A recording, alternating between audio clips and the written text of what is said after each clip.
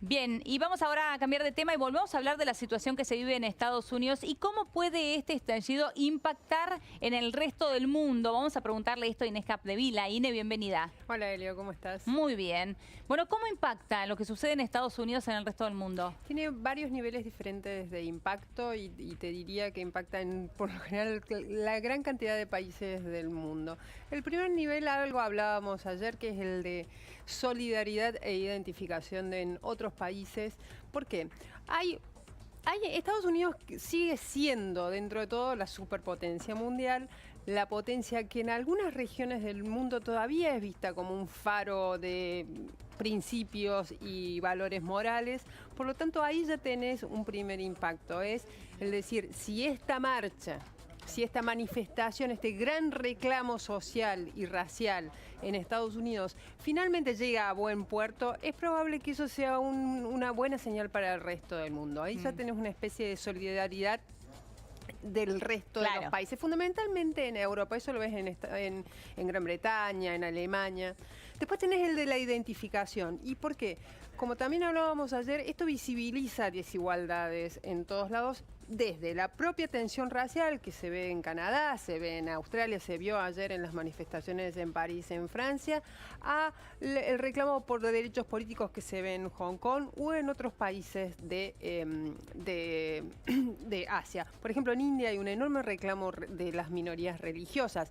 Eso también resuena, esta tensión y esta enorme manifestación norteamericana resuena en las minorías en India. Cualquier tipo de discriminación. Sí, porque fundamentalmente Estados Unidos sigue siendo el país al que cada vez menos y cada vez más conflictivamente el resto del mundo sigue mirando. China no deja de ser un país autoritario, por lo tanto los valores democráticos y de igualdad son bastante dudosos. Entonces Estados Unidos, al ser la potencia que es, sigue cada vez menos, pero sobre todo siendo, con la presidencia de Donald Trump, pero sigue siendo. Entonces ahí ya tenés el primer nivel, el nivel más visible.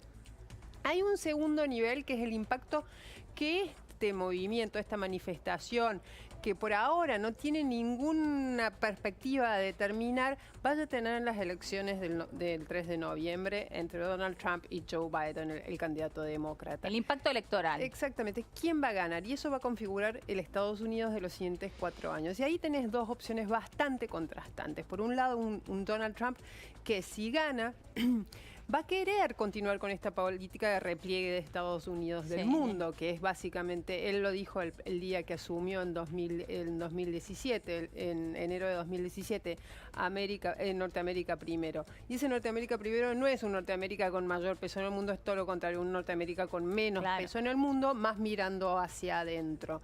Bien, ¿será que Donald Trump, si gana en noviembre, va a reforzar esa política y va a seguir retirando a Estados Unidos del mundo? ¿Y qué implica menos Estados Unidos en el mundo? También implica mayor vacío de poder. Ah, mira. Hoy siempre hablamos, Elio, de ¿qué es esto? Que no hay un frente común para combatir el coronavirus. Eso también es porque no hay grandes liderazgos en el mundo. China todavía no se afirma como un gran líder, como una voz a seguir en la diplomacia global. Estados Unidos lo perdió. Estados Unidos se está en retirada, entonces la Unión Europea al principio de la pandemia estuvo muy golpeada, muy afectada con una enorme, y eso repercutió mucho sobre su prestigio internacional. Entonces, los grandes polos de poder están diezmados. Claro. No hay liderazgos, hay una enorme imposibilidad de solucionar los problemas globales, que son cada vez más, entre ellos la pandemia, pero no es el único. La recesión también es un problema global y ahí tenés otro vacío de liderazgo. Ahora, por un lado, la posibilidad de que gane Donald Trump, por el otro, los demócratas. Joe Biden. ¿Cuál será el Estados Unidos que se propone Joe Biden? Todavía no hay mucha certeza sobre eso. Sí podés, obviamente, especular cómo puede ser en función de lo que fueron el resto de los gobiernos demócratas, fundamentalmente Barack Obama y de Bill Clinton antes. Y ahí sí, obviamente que vas a ver un Estados Unidos más apegados a los principios y valores morales de siempre. Claro. Pero también, ojo, porque no es un Estados Unidos metido de lleno en el mundo tratando de recuperar su liderazgo global, el liderazgo con el que quedó parado después de la caída de la Unión Soviética con el fin de la Guerra Fría. Es un Estados Unidos que tiene unas relaciones también conflictivas. Ambiguas. Claro. Por ejemplo, con China. ¿Joe Biden va a ir al encuentro de China o no?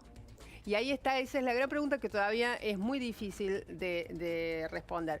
Pero lo que es seguro es que estas manifestaciones van a tener impacto. ¿Cuál va a ser? No lo sabemos. ¿Por qué? Porque todo puede salirse de cauce en cualquier momento, como hablábamos Ahora, ayer. el impacto electoral, en realidad, si uno piensa, la lógica indicaría que Joe Biden tendría que capitalizar esta situación, ¿o no? Mira, Elio, con la presidencia de Donald Trump, y lo mismo sucede con presidencias de políticos similares, Jair Bolsonaro, Boris Johnson, Narendra Modi en India, la lógica racional que siempre gobernó las campañas electorales no aplica. Entonces no podés extraer conclusiones de lo que sucedió en años o en décadas anteriores. Donald Trump tiene su propia lógica y acá sí hay ciertas cosas que vos podés prever, ciertos escenarios. Por ejemplo, si las manifestaciones se mantienen pacíficas, si hay un curso de serenidad, de un insistente reclamo, pero de sereno, sin la violencia y el saqueo que se vio en los últimos 4 o 5 días, es probable que eso beneficie a Joe Biden. ¿Por qué? Porque ahí queda en pie el reclamo. Un reclamo que Donald Trump por ahora se ha negado a escuchar. Claro. Ahora, si las manifestaciones se salen de curso, vuelve la violencia, crece la violencia, entonces esa mano dura que promete Donald Trump muy probablemente sea un buen argumento de campaña, no solo para retener su base electoral, sino para conquistar esa porción de votantes independientes que necesita para ganar finalmente el 3 de noviembre.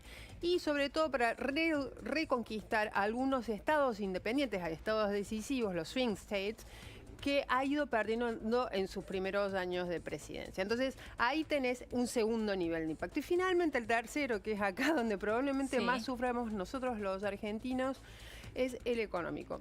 ¿Por qué Argentina? Argentina, hoy los 3 grandes socios comerciales de la Argentina están en pésimas condiciones. China, que está tratando de recuperarse, hay buenas señales, hay brotes verdes en China post pandemia. Brasil, que está casi como nosotros. Y Estados Unidos, que está ahí. ¿Por qué está ahí?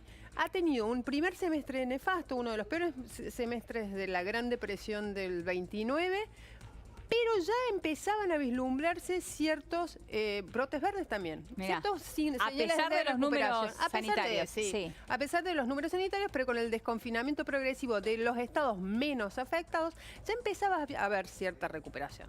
Ahora bien, con estas manifestaciones, uno de los grandes miedos, más allá de la violencia y de qué va a suceder si finalmente se va a responder al reclamo de las minorías negras, es ¿qué va a pasar con el contagio en todas estas enormes marchas? Miles y miles de personas en todas las ciudades del país, Elio, que se olvidaron del distanciamiento social. ¿Cómo va a impactar esto? Exactamente. ¿Cómo va a impactar en la curva de contagios? Fundamentalmente en la curva de contagios en las próximas semanas, eventualmente a partir de las 3 semanas en la curva de muertos. ¿Cómo va a impactar y qué va a representar para las políticas de confinamiento de cada uno de esos estados? ¿Necesitarán volver atrás con la apertura?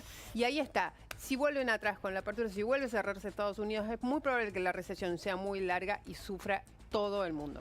Muy bien, muchísimas gracias, Ine. Momento de pausa en PM. Quédate ahí, ya venimos.